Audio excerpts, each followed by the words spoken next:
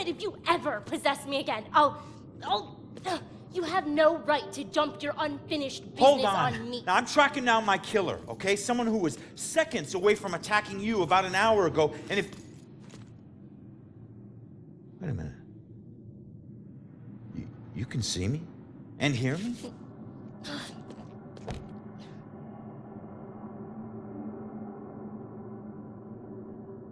Holy shit. You're a medium.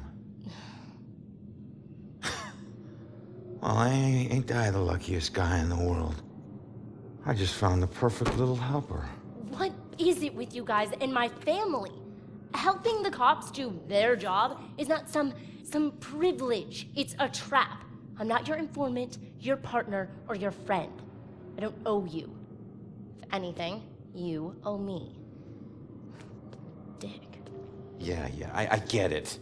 You're tough, okay? But you're not tougher than him. You saw what he can do. He's coming after you, or someone close to you. Whoever he wants dead is lucky to still be alive. Now, I know what I'm doing, and you can help me stop him. All you have to do is answer some questions.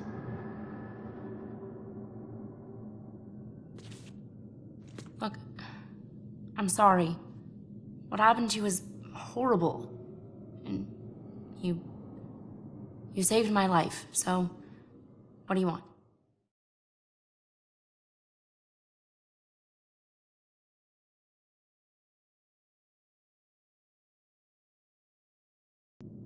I was murdered tracking that son of a bitch to your place. So why would he be looking for you? That freak was probably looking for my mom. Not me. I'm a nobody. Invisible. My mom and I tried very hard to keep it that way. Not everybody wants to be noticed, you know.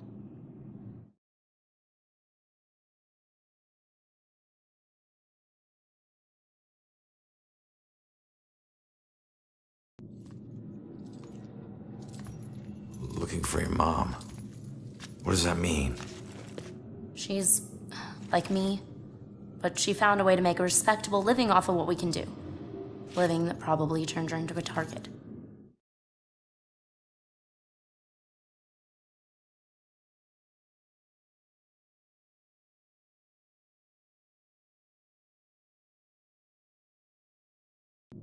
Respectable living? Yeah, hey, you might know her. She was working the Bell Killer case with the cops as a contract psychic, a profiler. Sorry, kid. She didn't ring any bells. I found this in the apartment tonight. Mentioned something about some Bell Killer book, and it's in her handwriting. Bell Killer book. If she was a profiler, it's probably the book she kept all her case notes in. That would be at the station. Really?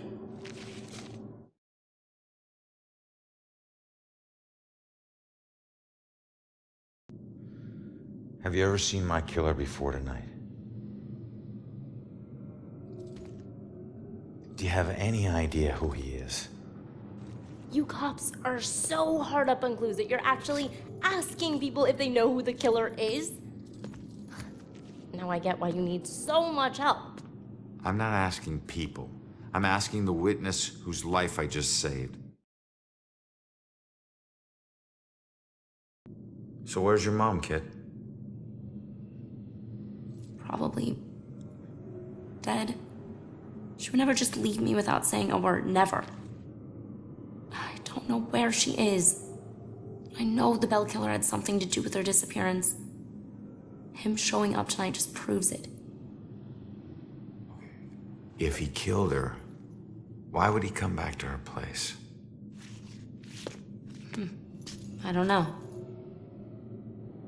Look, assuming the worst never helped no one.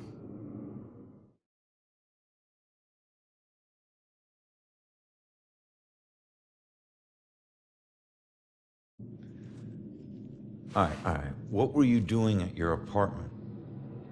I live there, Sherlock. Well, I used to, whatever. My mother has been missing for a few days. I don't see her that often, but she never just disappears. Not like this.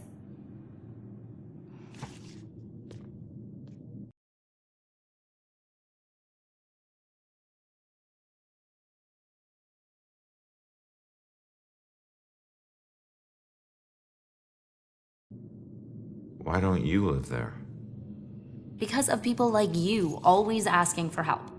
Trying to connect one last time with your loved ones or resolve some crazy problem. I love my mom, but I can't live in one place for too long or people like you will find me too easily. I wasn't home much either growing up. I know that's rough.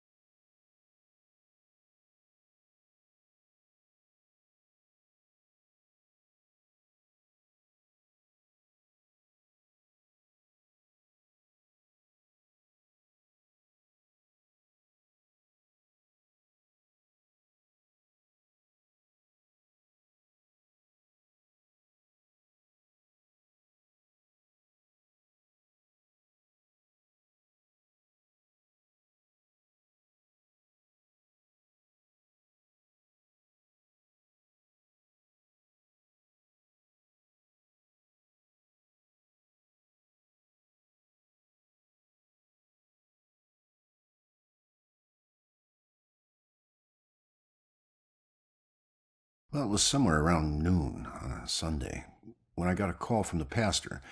He was looking for someone to fix up the old church. It had been sitting up on that hill, abandoned for over 40 years after getting hit by lightning back in '98. It suffered a bunch of fire damage. So, of course, I agreed to help. I knew something was wrong the second I stepped inside, as an inexplicable chill came over me. Anyway, I shook it off and I set to work. As I started tearing up the damaged floorboards, they were all bad. Well, I uncovered an old rat's nest. It seemed like any of the others I'd seen over my 22 years in the construction business, until I saw the scraps of human hair and bones that the rats had used to make it. Well, suddenly I heard the floorboards on the second floor creaking above me, and the sounds of a young girl weeping. Well, I was worried that the damaged section of the ceiling was going to give way under her weight, so, I yelled, "Hey, stop, come down immediately." Well, My voice must have startled her because she went completely silent. So I got up and I went to look for her. When I entered the room upstairs, though, I was surprised to see it completely empty. It only took me, a minute to make my way up there, and I would have heard her run off if she did. But that's when I heard the weeping again. Only this time it was coming from the bell tower. So I climbed up the long, treacherous, curving stairs at the top, and I noticed what I thought was dried blood dotting the way. When I finally got up to the belfry, I was just paralyzed with terror. Because lying before me was the withered corpse of a young girl. Judging by her sun-bleached clothes and weathered bones, it seemed like she'd been lying there for the better part of those 40 years the place had been empty. The rats, they picked her bones clean. I took off running. I didn't stop until I got all the way to town. The ravages of time made it impossible for the authorities to get any identity on this girl. It seems Salem will never know who killed her. Some people still claim to hear her weeping there. As for myself, I never went back.